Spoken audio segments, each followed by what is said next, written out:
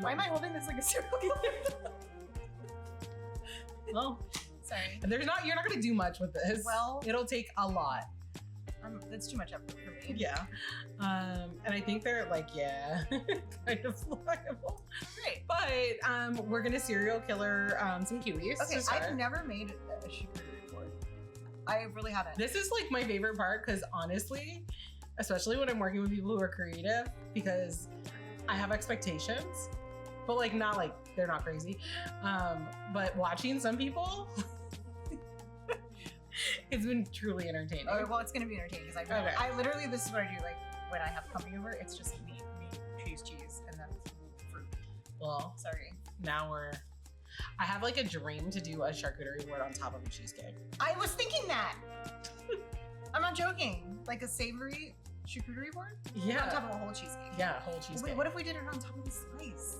We should do a collab. Maybe we should just change it right now. Like Let's do it right now. What Okay. if we each took a slice and we built a Let's do charcuterie it. board on it? This is crazy. All right. Oh, I just. Oh well, it's okay. But the kiwis aren't gonna fit on. Okay. But do you still want to learn how to cut one? Yeah, I want to. Okay. I feel like we're totally just changing this. It's okay. I like it. Okay. But I don't know how other people feel about it. Who cares? Okay. So when you do a kiwi, you're gonna take your kiwi. You're gonna hold these are called like the naples or Naples? I can't. Okay. And we're going to go a little more than halfway through at like a 90-degree angle. Then we're gonna move over and do the same thing. Ooh, How far over? like a centimeter. Oh, okay. And if you go all the way through, it's okay. But you want to go a little bit more than halfway through. So see how my knife You're is just like, going all the way around. Oh, yeah, one direction. Wow. Okay. And you put them together. And then you connect. Oh, I see what we're doing. Oh, see, I would have been more careful if I knew what we were doing. No, you don't need to be careful. Really? Yeah, really. Honestly, I want to say like there's no way you can fuck these up, but over the last 20 episodes, I have found that you can. I wish I'd watched what you were doing. Has anybody sliced their finger yet? Because that almost No, we don't want that to happen. Okay. I got a juicy one. She's juicy. She is juicy. Is yours juicy like?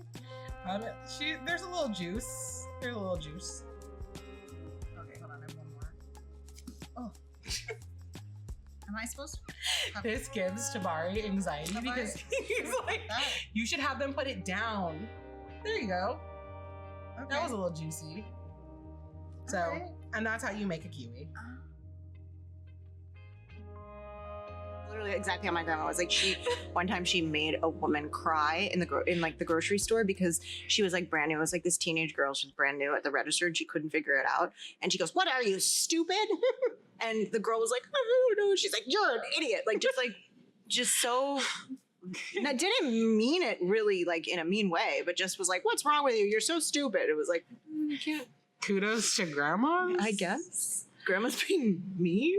I don't know. My grandma was also a boss. She like owns, like she was the business. She was like She owned a business? yeah, she owned a sweatshop basically. But that's on brand. a little bit. I mean, I don't think it was a sweatshop technically back then. And she like loved her. And one of the things that she always told me was like, if you take care of your people, they'll always take care of you. So I call it a sweatshop because I don't know how to sew. Yeah. And so anytime you're getting me like in a place where I have to sew or like sit in a place and like do something over and over again, that sounds like a sweatshop. So to me. it was a sewing shop. Yeah, she owned is like a t-shirt shop and like factory or whatever. She was the businesswoman, not my grandpa. Yeah. And she did it at a time like she's my great grandma, right? So my regular grandma or her daughter, much more PC. And also much more inclusive. But I think for my great grandma, she really was like, she took charge. She took care of the family. Like, this is how it's going to be. Didn't do any feminine things, really. She hated cooking and being like, also Italian and not liking to cook. And then also like being the one that goes out and like is the worker is like, she's a fucking pioneer. Yeah. You know? And how did your grandfather, like, how was that dynamic with him? Did he work or did he? Yeah, he worked. Yeah. And he did construction. Okay. So the apartment that we live in, he built. It was a house when they got it. But like the whole point of like the apartment, like turning it into an apartment was it was meant to bring in money for them as long as they lived, but also be a space for our family to like live in order to start their families. Like you would you would go live there. Your rent would be free most of the time, and then you would be able to buy a house. A lot of my family took advantage of that. I did not have that opportunity. I've always paid rent, which brings me to other things of like, why? But you know, it is what it is. And do you have like other entrepreneurs in your family? Yeah, my uncle, my Uncle Ted owned an insurance company, and they still own their insurance company. And I would say like most of my family has tried at some point. My grandpa owned an electrical contracting company. So did my grandpa. Yeah. Yeah. In Maryland, he owned an electrical contracting company. Yeah, I know a lot about electrical. Interesting. I don't, but I know my grandpa owned an electrical contracting company. I know my grandpa, when he owned the company, he was just always so grumpy. And I was like, why is he so grumpy? And to be completely honest, I totally understand now. Yeah. And the amount of responsibility. And I think that's who I saw. By the time I was older, my grandma had already had success and had a very comfortable lifestyle. My grandpa, he woke up every morning at 5 a.m. He went to sleep. Like he had this whole theory. You wake up when the sun goes up, you go to bed when the sun goes down. He was in bed by 8 o'clock, and he did it over and over again. And then if I used too much printer paper, I would get in trouble. But I lived with my grandparent, like my grandma Julia and my grandpa for a long time because my little sister had special needs and my mom was a single parent. So she was always at the doctor. So like, it was just easier for me to spend the night. And my grandma worked at my elementary school. And so it was just an easy process of being there. So that was modeled to you. Yeah. Watching my grandpa wake up every day, work his ass off. But also female entrepreneurship too. Yeah, that too. Yeah. It's interesting. But I totally understand the grumpiness from like everybody because it's a lot of fucking work. It's a lot of fucking work. And it's like a lot. There's a lot on your shoulders, you know, and you don't necessarily, we've talked about this, like you don't always necessarily talk about that with people because you want to put on this, or at least I know I do. I want to put on this image of like, I got it. I'm holding it together. I've got all the pieces together, which you like mostly do. But like, I think that like expression of exhaustion is, in my mind, I'm like, I can't be weak. I have to like hold it together for everybody else. Yeah. So I think when you do that, it becomes sort of difficult to find a way to express that, but so important in in your mental health to be able to say like, I'm drowning. I am, there's a lot going on. And I think even just saying that sometimes, like you and I say that to each other sometimes, like, yeah, I mean, I would say most days I'm not okay. Absolutely. But most people have no clue. No clue. And I feel like, I think the reason that I don't bring it up a lot of times is because like, I don't want to be a burden. Yeah. Right. And so I'm just like, I don't want to tell you how I'm feeling. I also like, as much as I love my husband, he does not understand mental health as,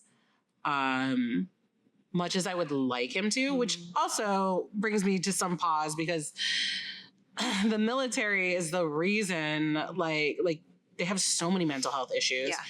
And like, I've seen him be so compassionate and caring, to other like service members. So it feels weird when I'm having like a moment I'm not at my stablest. And he's just kind of like, I don't get it. You'll be okay. You're good. I'm going to go take the kids swimming. Maybe you just need a break. Like it's which like, in and of itself is its own like support, you know? Sure. I mean, I think there's there's sometimes where it feels like support. There's other times when it's like, no, like I'm really not okay. Yeah. Have you expressed like to that I'm really not okay? Have you expressed like though how to not that you, like it should be your responsibility to tell somebody how to help you, but like I think I don't even know how to help myself most days. Well, that's fair. You know? So That's fair. I don't think it's something that I often like I guess I'm not like expecting him to like how could he support you? I have no fucking clue. I think that's the thing too about take like the time to figure that out. You know, I think that's important. I don't have time to figure that out. You do make time. You make time for other shit.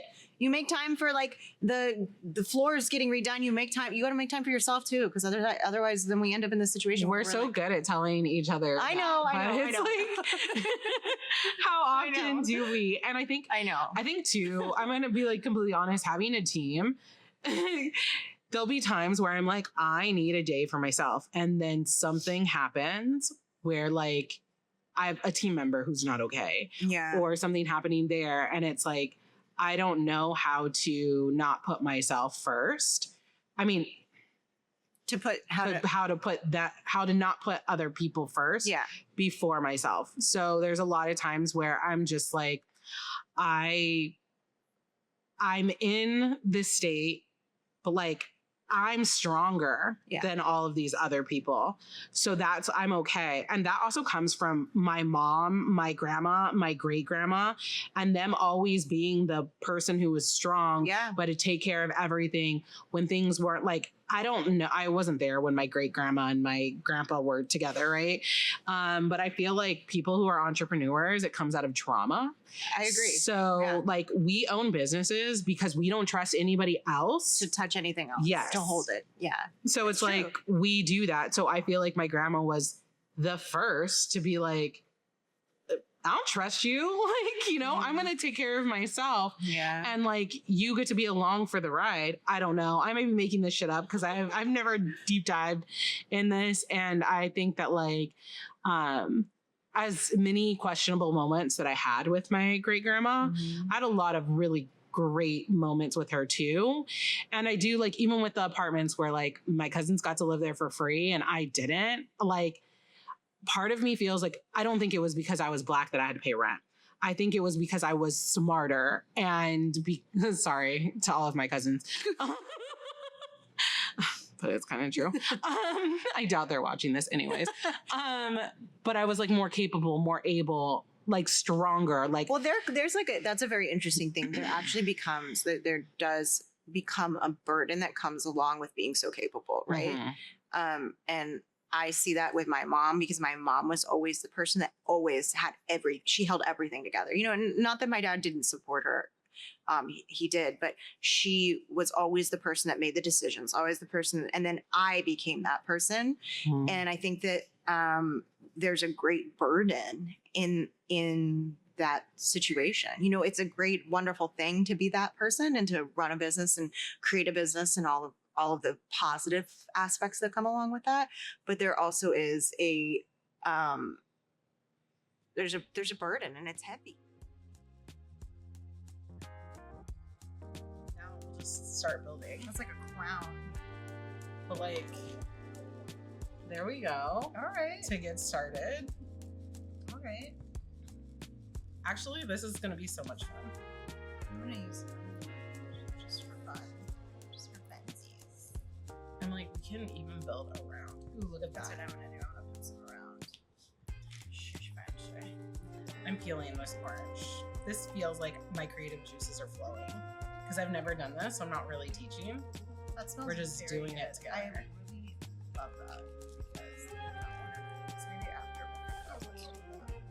so I'm thinking we need smaller pieces of things. So like this orange, I'm gonna actually like peel it. Okay. Oh, I love citrus. The smell. Oh, it's citrus season too. Oh, citrus is so.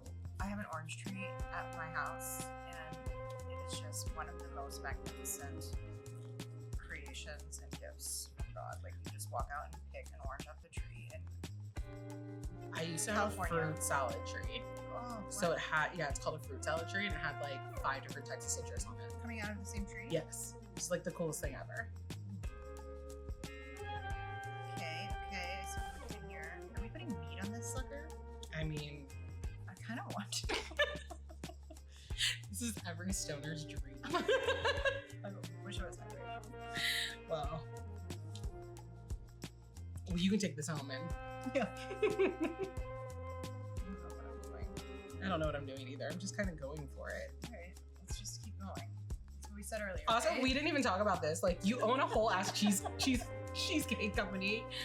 And actually, I'm gonna talk about like how I found you. Yeah, So I found you online it's true. because my son was obsessed with cheesecake. And so I bought him a raspberry cheesecake for his birthday, and he was 6. And it got delivered, and I totally forgot that I ordered it because like I ordered it 2 weeks before. And so I just arrived and it was on my like doorstep. And I got a text message like, hey, your cheesecake are you gonna be there? And I was like, oh yeah, I'm gonna be home in 10 minutes. And he walked up and he saw this cheesecake and he was like, what is this? And I was like, a cheesecake? And then he was like, it's a really nice day. And so he sat on the steps, and I sent you the video, and I was like, and he's just going to town on this cheesecake. And I was like, what do you think, Mikhail? And he's like, this is the best cheesecake I ever had. And he was like, he was so cute in the middle.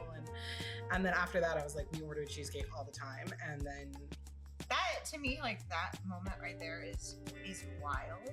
As like somebody that like didn't, I didn't go to culinary school. This was never the dream really. And moments like that when people tell me like, oh, I ordered this for my father's birthday, or like he loves this and that, and whatever. Moments like that are so special to me and have really been a big motivator to why I keep doing what I'm doing, because it's a wild thing to know that you're part of people's like celebrations and coming together and like having a moment that's truly like sweet and like sharing that connection, like bringing people together through food is a really special thing. Well, I think That's the so other weird. thing too, you make your fucking cream cheese. That's true. Nobody does that. Like, who makes cream cheese? It's funny. You. I was having a conversation with my mom yesterday, and she's like, well, why don't you, I was talking to your brother, and he was saying, like, you guys should just not make the cream cheese. It would make everything so much easier. And I was like, We know. I'm like, why, my heart would no longer be in it. Like, what would be the point? I'm gonna give this to you. Oh, sheesh. Okay. Can we make a rose with this? Well, not a rose, but I'm gonna show you. We're gonna make a fan. Yeah. So we're gonna take that and fold it in half. Okay. I'm thinking it'll be easier. The rose you can totally make, but it might have to go on the side because there's not a lot of room on the cheesecake. But these you can totally make into like little fans. So you fold it in half like that. And then you just take it and you fold like this and then squeeze.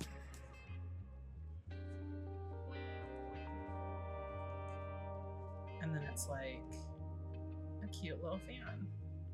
And you can totally put that on the board. I don't know. Some way. Maybe I'll put it down here actually. But you totally have like a section up there, yeah. Right. This is interesting. I mean, it could be the next viral thing. So I think one of the things too is like, I constantly saw my mom, my grandma, my great grandma, like holding it together for everybody. And I also saw how fucking completely exhausted they were. But I felt like that was like my job. That was my job to do all of the things. And I also I never grew up with a woman staying home. Like that was never an example to me. There was no such thing as staying home and taking care of the kids. And I've tried it. It's not my cup of tea. I think that is parenting is by far the hardest job I've ever had. So I don't want to do it full time. They got to go to school. And then they go to after school care. And then, you know, we hang out at night and we hang out on the weekends and that. But you've said something to me that's like you prioritize, like you actually prioritize time with your family. You've said that to me before. Right? Like now I've done that. Like time. Yeah, I think so. I think that kind of cuts into watching my grandma, watching my mom, watching my grandma, my great grandma. All of them have mental health issues or had mental health issues. And I think a lot of that comes from not taking care of yourself. So like you said, like, oh, you make time for this, you should make time for, you know, that. Yeah, I've watched my mom and my grandma and my, you know, great grandma basically break down over and over again. And I think part of my story, or part of like my own story, like learning that, was that generational, I'm going to call it trauma. Yeah. Was like something that was passed down, which made us incredible entrepreneurs, made us incredible businesswomen. And I refuse to continue that on. Right. I think that a lot of times they took care of everybody, but they didn't take care of themselves. And that looked like that's the reason half of my family has generational wealth and this side of the family doesn't, because my grandma wanted to take care of people instead of taking care of like her family first. And I refuse to do that. Like that, I'm not doing this shit over again. And so that's why for myself, I've really buckled down to create generational wealth, because I'm like, oh, I can take breaks afterwards. But what I've realized is like my kids are only going to be this size for so long. And not having my mom really around and not having like I was with my grandma growing up, but like I want to be present for all of the things. Not because I want to be there, because there's a lot of things for school that I'm like, why the fuck am I here? But I feel like the kids need it. Yeah. The kids need it. And I think that like when other people are doing the things and then you're not doing the things, and my kids are in a privileged school district. So they're like, why can't you take off of work and come to my book report that's 5 minutes long? And so I'm like, tricky one to navigate. Well, it's like usually I don't go because it's 5 minutes and then I have, but it's not 5 minutes, it's an hour of my time. Which like the school that's a lot. The school needs to chill. Well, yes. I mean, I've done a whole rant on that on my social media, which was actually passed around the school. And the school was like, my kids got in the car and they're like, Mom, were you on social media today talking about... And I'm like, oh yeah, I did do that. And you're on the list now. I'm for sure I've been on the list. I've been on the list for other things, but I think ultimately, like, I just want to be better for the future. But there's like so many different things. You have options. Some color here. Smaller raspberries.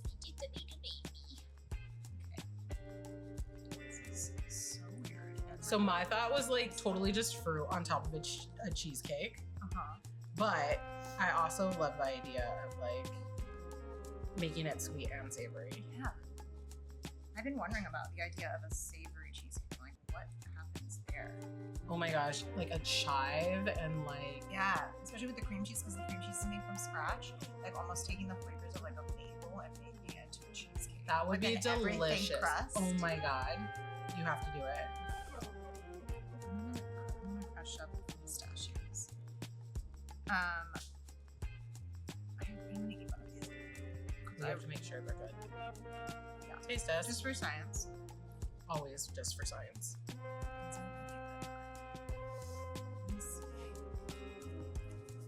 We're doing here. I feel like this is the most creative I've ever been on. What happens here? What fun things can you do to just slice the size of cheese? I feel like we can make them smaller and put them on the... Is there like a fun technique thing though that you do with the cheese? No. You don't have anything fun to teach me with that? I want to know. I feel like we can make these into smaller pieces and then like fan them. Okay. Show me. I don't know. Teach me your ways. Figuring it all out with you. But I think like you cut off the tip, right? And then do some more. Cut the tip off. And then this one we can cut into triangles too. So now we have like 3 triangles on the second.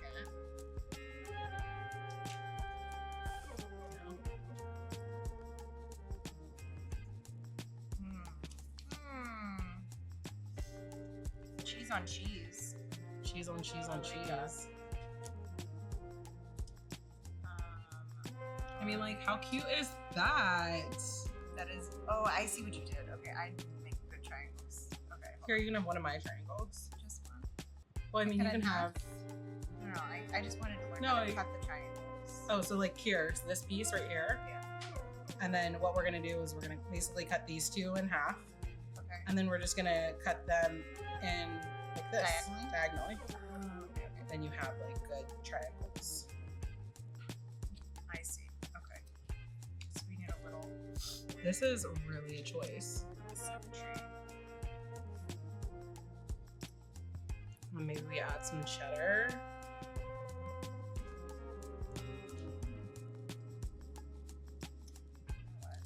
I feel like there can totally be like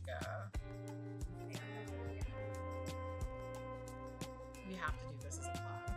We should do it as a class.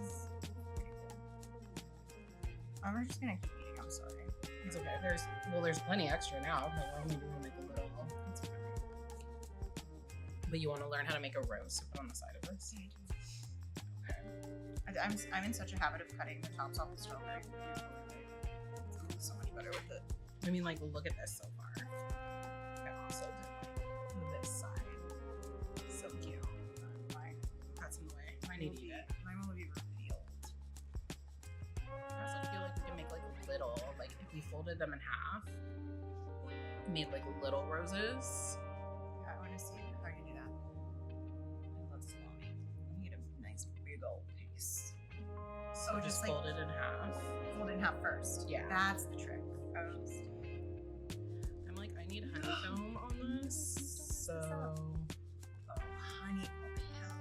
I'm adding a little bit of ricotta Yes, to this. that's ricotta and honeycomb are truly one of the best creations on earth. You know, I will say I turned 40 this year, and I think that I'm just now coming into my own confidence, like in a big way. And I think that entrepreneurship was such a large road to finding that confidence. Totally. You know, and of course, once you start turning, you know, once you get into your 40s, like we as women are told like, oh, you're pruning up, like it's all over, you know, but it's like, exactly. And like now I'm like, oh wait, I'm like finally over the point where like, I'm not going to believe the programming that I've been taught about how I need to see myself and how I need to enter the world as a woman. And I think that it's very relieving to finally, it feels bittersweet, you know, because I'm like, fuck, like why couldn't I have had that kind of confidence when I was in my early 20s and 30s? And now I'm like finally entering it and trying to get rid of that programming of like your womb is shriveling and like you're no longer used to the world because you're aging, which is so stupid. And like you said, it is patriarchy. In a real way, not in like, it's the patriarchy. No. You know, in a very real way. I mean, so many things are rooted in patriarchy. Yeah. So much. So and much. we just don't even like realize it until we're like doing it. I think even like the things as simple as like relationships like this, where it's like a friendship and it's built on collaboration and all of those things, that's not normal. Right. Like we're supposed to be in competition. Yeah. Like you're supposed to be my enemy. Like which like on the real, like there are for sure women entrepreneurs out there that are like that though. You know, and I think like-minded attracts They probably each also other. voted for Trump. So sorry, anybody who's watching that voted for Trump. I'm probably not your cup of tea, but you know, like, I just think like in general, like there are people out there who do like get in that mindset yeah of like competing. Yeah, like, but they're not people that I hang out with. No, of course. Well, like minds attract like minds, right? Like, Mhm. and like energy attracts each other. And there's a reason that like women entrepreneurs who like to support other women entrepreneurs find each other, you know? And I think that Regarding Her has a big, a lot to do with that, bringing like-minded people together who like truly do want to support each other and want to see each other succeed. Because I've come in contact with lots of women who are like even at events, like even at pop-up events, if I'm next to somebody and like I'm selling a lot, you can just feel the energy next to you that's like, I mean, it's fucking cheesecake, and it's the best cheesecake ever. But it's like you're not even selling cheesecake. You're selling something totally different. Like you're selling like vases, vases, whatever you say. A vase. You're selling vases.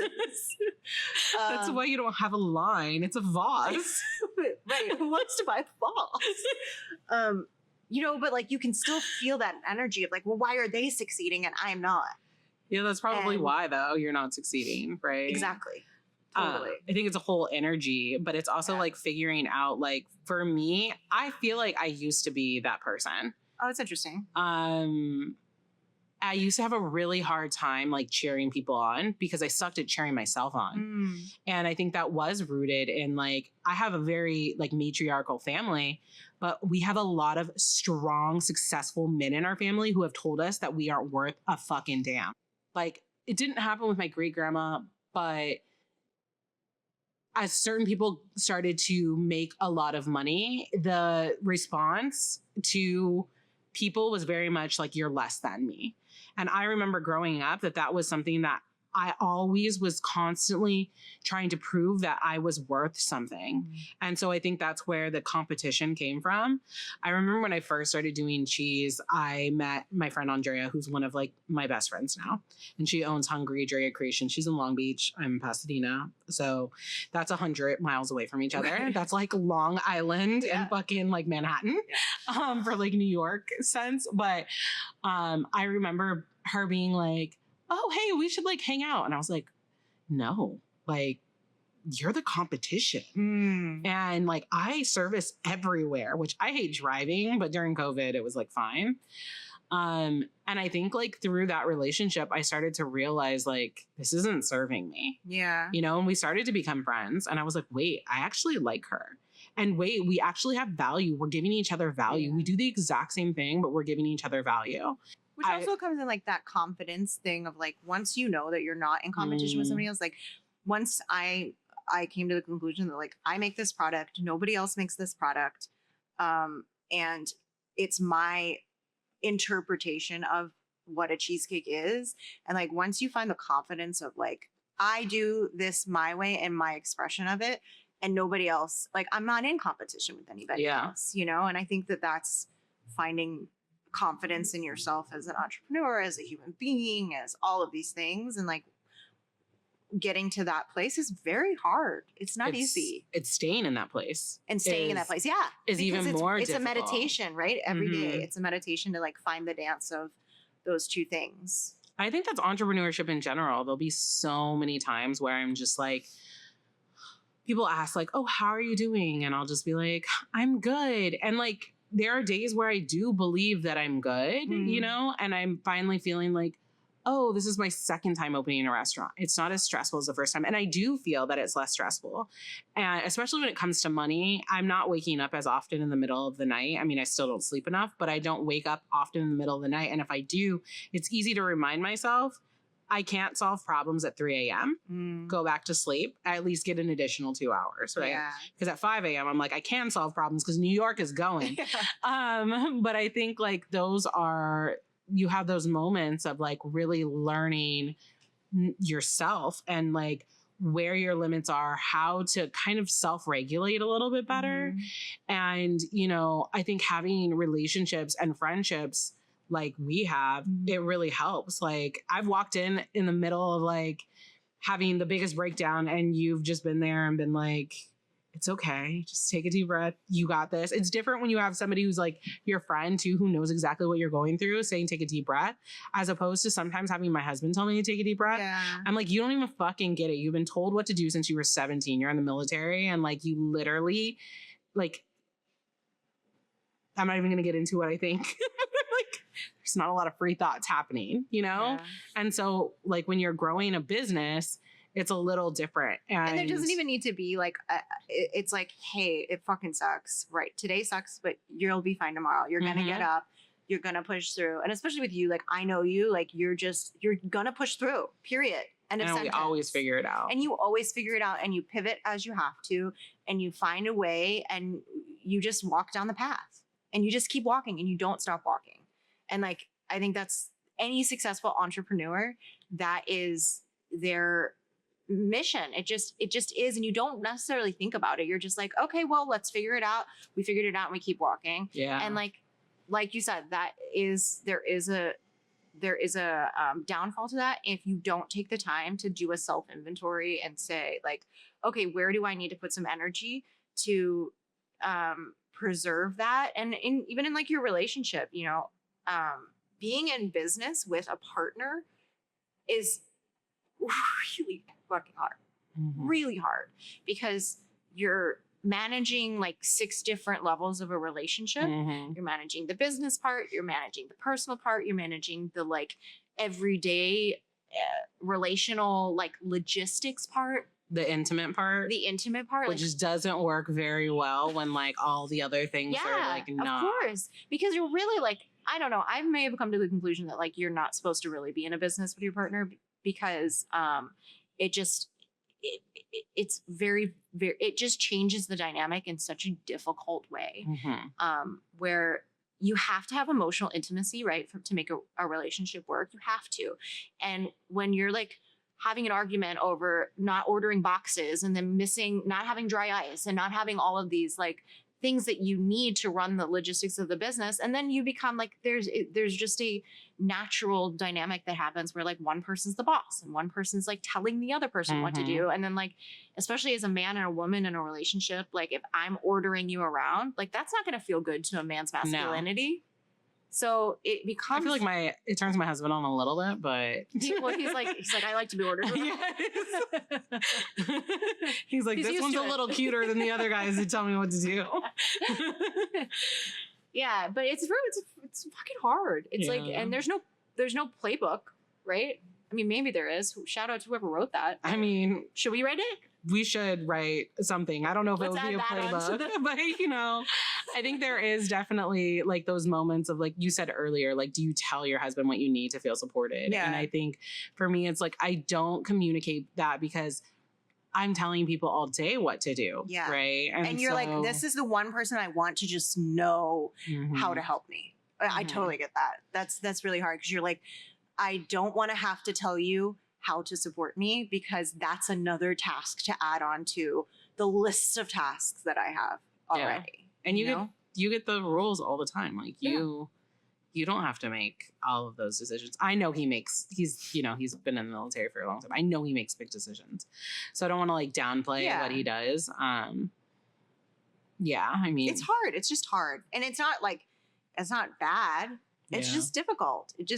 And in other ways though, it like totally enriches your relationship. I would say. Yeah. I mean, also I would say me and Matt don't live together, which is like a really big thing. And it's so funny when I tell people we don't live together, they're always like, oh my God. And then you could see the women like afterwards be like, it's so much better, huh? Like, and I'm like, it actually is. I'm so there's no nervous. Hair in my sink. No hair in my sink. We don't fight over little things, right? Yeah. So we don't fight over taking the dishes out. Yeah. We don't fight over like, you know, who's gonna like do X for the kids or, you know, like we have very defined, like, this is what you do when you're home. This is what I do, you know, the rest of the week. I mean, there's definitely, it's taken time for us to get to that place. Yeah. But I think. How long have you guys been together? A long time, like over 10 years at this point. Yeah. But I think it's honestly worked because we're not together.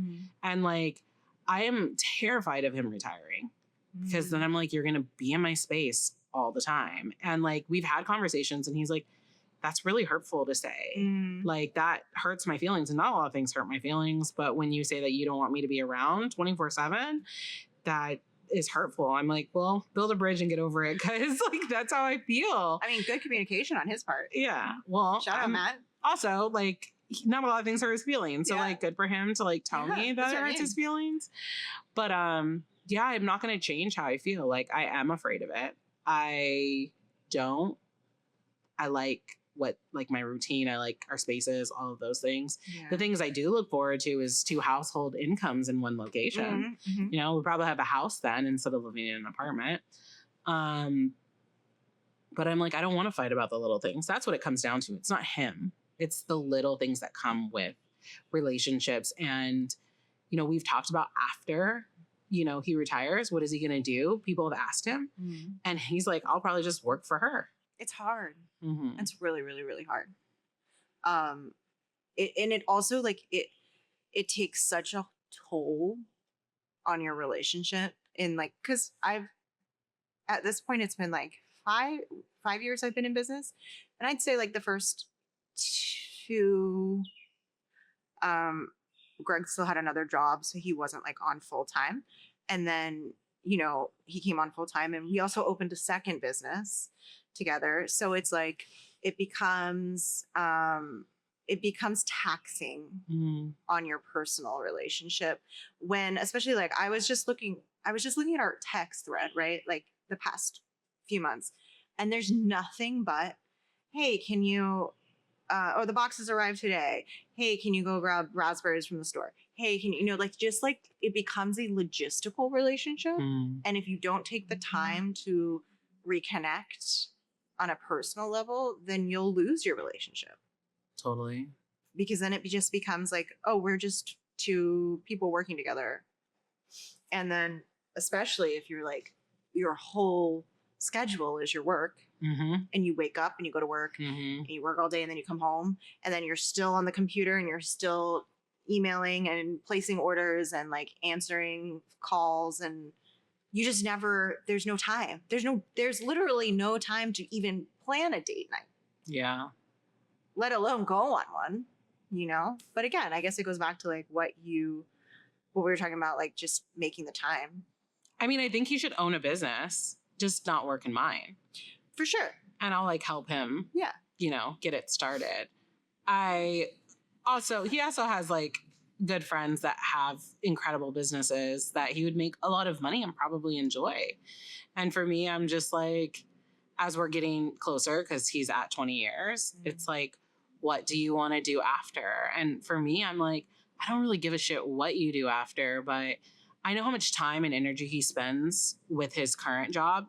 And also, he gets paid shit. It's public knowledge. You can look it up online. But like, I don't want that for him in the next, like, you know, iteration. He's able to retire when he's 40. Yeah. Which you can start a whole ass new job. That's what people are trying to do anyways, you know? So I think really just, I mean, having this conversation with you, I'm just like even more so in this space of like, yeah, I don't think it's good that we work together. I've already felt it inside, but that's why it's so important to have relationships like this, where it's like, I don't think my husband would be offended if I was like, I think you should find something for yourself. But I think those are conversations that we have to have before he retires. Yeah. And I think also framing it in the, like reframing it as like, I'm doing this to protect our relationship, not because I don't want you around, but because I've seen the ramifications of what happens when people work together, and like, not necessarily like predicting that that's what's going to happen with us, but like, it is like an insurance policy. You know, if I could go, I don't know if I could go back and change it, I wouldn't,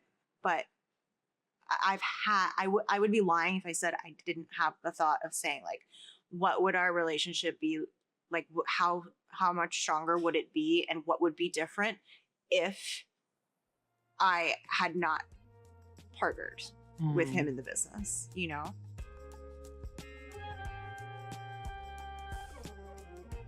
is why I love doing like the podcast with people who are just as creative as me. It feels like also like when do you ever get time to just kind of play, you know? Yeah, I mean, I'm usually like teaching this part and I don't get to play. This is so much more fun. I was gonna say this is funner. We're having a structural collapse. We need toothpicks. Well, these are kind of like, Rosemary's kind of like toothpicks. Please stay. Please just Yeah, just tell it to stay. behave, and that's what I have to say for now. Okay. Please stay. Alright.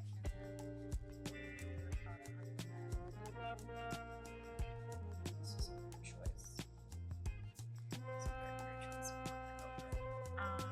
Can we have some honeycomb? You sure can. Oh. Okay. Oh, sir. Please. Oh, the tip is collapsing. No. Yeah, see, structural. This is why we need the whole ass cheesecake. Stop.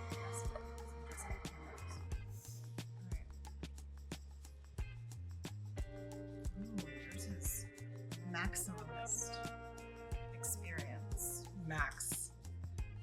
I just did it for show. We did it for enjoyment. I did something. That is how you eat this. Do you eat it piece by piece? Do you I don't know. That's a whole other podcast on its own. Whoa! How would you guys eat this? Are you not allowed to be part of the Yeah. world? They're in the ether. Oh, okay. How would you guys eat this? Or how would you eat it? Write it in the comments. Like and Oh, subscribe. you're so much better. Yeah. How would you guys eat it? You're right. That's right. I don't know. I think I would like probably. I don't know. I made such a mess. You didn't really make a mess. You should see sometimes after. I'll clean it up. Don't you worry.